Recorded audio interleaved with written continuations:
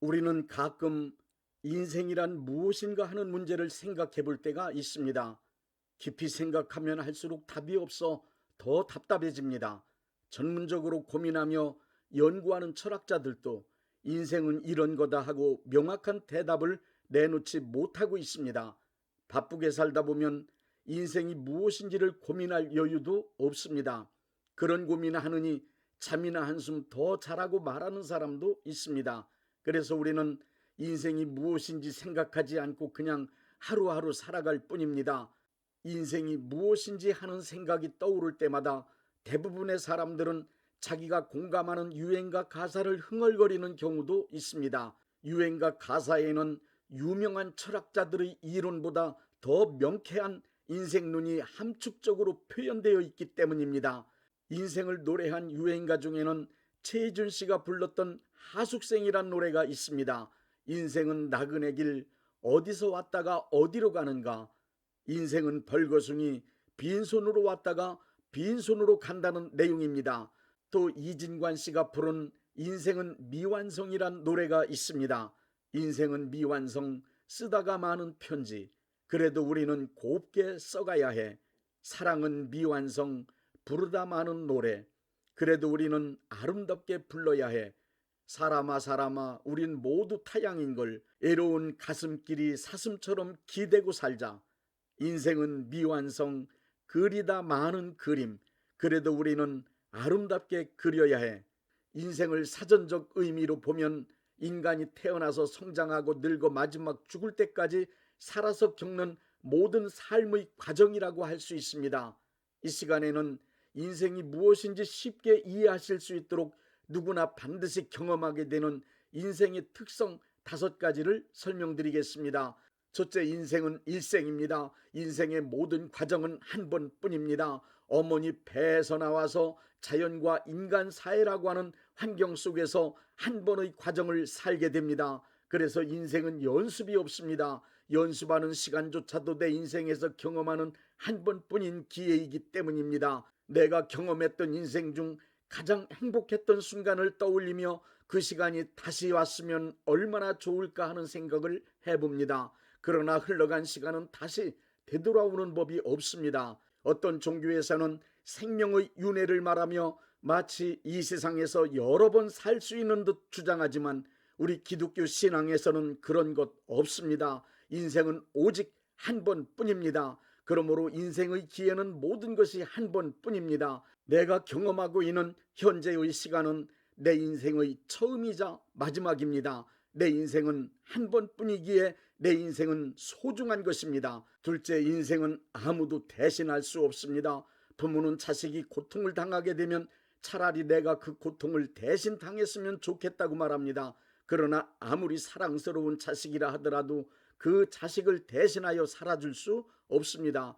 다른 사람을 대신하여 내가 그의 삶을 살아줄 수 없습니다. 다른 사람을 대신하여 살아줄 수 없을 뿐만 아니라 다른 사람이 또한 내 인생을 대신하여 살아줄 수 없습니다. 태어나는 일, 성장하는 일, 성공, 실패, 기쁨, 슬픔, 고통은 물론 죽음, 그 어떠한 일도 타인이 내가 경험하고 있는 시간 속에 들어와 나를 대신하여 살아줄 수 있는 것은 아무것도 없습니다. 내 인생에서 경험하는 모든 일들은 내가 선택하고 내가 결정하고 내가 직접 살아내어 완수해야만 합니다. 인생은 그 어떠한 일도 다른 사람이 대신하여 살아줄 수 없기에 자기의 인생은 자기가 직접 살아야만 합니다. 셋째, 인생은 예측할 수 없습니다. 미래에 대한 계획을 세우고 그것이 이루어지기를 기대하며 노력하지만 그것이 이루어질지 이루어지지 않을지는 아무도 모릅니다. 그리고 큰 성공을 거두어 위대한 사람이 될지 아니면 실패한 인생으로 끝날지 행복한 삶을 살게 될 것인지 불행한 삶을 살게 될 것인지 단 1분 후에 일어날 일도 전혀 예측할 수 없습니다. 그러므로 인생의 모든 상황은 분명한 것이 하나도 없는 불확실한 것들 뿐입니다. 미래가 아무리 궁금해도 전혀 예측할 수 없습니다. 넷째, 인생은 고생입니다. 인생을 말할 때 가장 많이 쓰는 단어는 고생 혹은 고통입니다. 하루의 삶을 따져보더라도 정신적으로나 육체적으로나 살아가는 일이 참 고생스럽습니다. 사는 것이 너무 힘이 들고 어렵다 못해 고통스럽기 때문에 인생과 고생을 동의어로 쓰기도 합니다. 오죽하면 불가에서는 인생을 고해, 즉 고통의 바다라고 했겠습니까? 다섯째, 인생은 죽음으로 끝납니다. 인간으로 태어나서 애쓰고 노력하지만 인생의 모든 것은 다 죽음으로 끝납니다. 인생의 고통도 즐거움도 존귀함도 천함도 모두 다 죽음으로 끝납니다. 아무리 중요한 일을 하던 중이라 하더라도 죽으면 그 일을 더 이상은 할 수 없습니다. 이 세상에서 인간이 하는 모든 일은 죽기 전까지만 할 수 있습니다. 모든 것이 다 죽음으로 끝입니다. 그래서 인생의 시간이 너무 짧다는 것을 깨달은 사람들은 한결같이 죽음 앞에 인생의 모든 것을 허무하다고 말하는 것입니다. 시편 90편 10절 말씀입니다.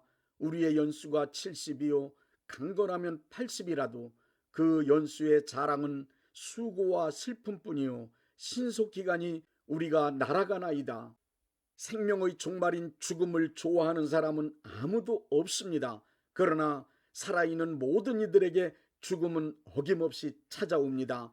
우리가 흔히 하는 말 가운데 개똥밭에 굴러도 이성이 좋다는 말이 있습니다.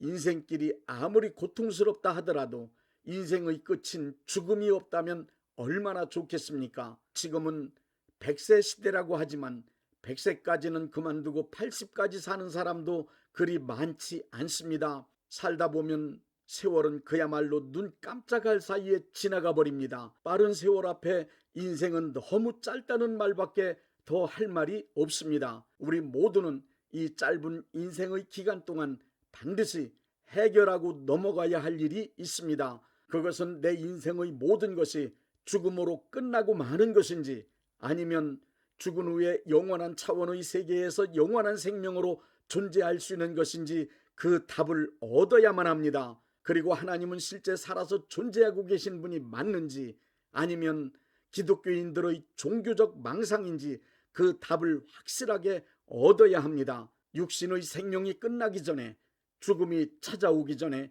예수님은 나를 구원하시기 위해 이 세상에 그리스도로 오신 하나님의 아들이 맞는지 이에 대하여 정확한 답을 얻어야 합니다. 크리스찬으로서 예수님을 믿음으로 영원한 생명을 얻을 수 있다고 했는데 나는 과연 그 생명을 확실하게 얻었는지 내가 영원한 생명을 얻었다면 그 증거가 무엇인지 확인하고 넘어가야만 합니다. 영원한 생명을 얻는 문제는 내 육신의 생명이 살아있을 동안에만 해결할 수 있습니다. 내 생명이 끝나면 영생의 문제 해결은 불가능합니다. 인생은 영원한 생명을 얻어 거듭날 수 있는 유일한 기회입니다.